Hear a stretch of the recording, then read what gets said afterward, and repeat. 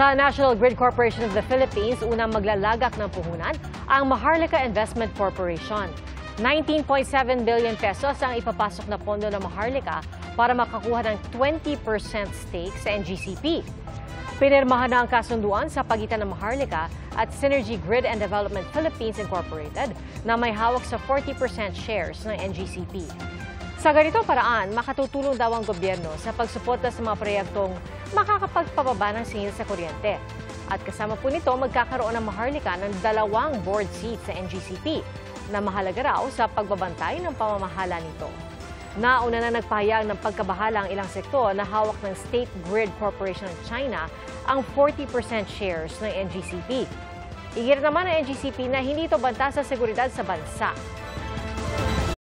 Mga kapuso, maging una sa saksi. Mag-subscribe sa GMA Integrated News sa YouTube para sa iba't ibang balita.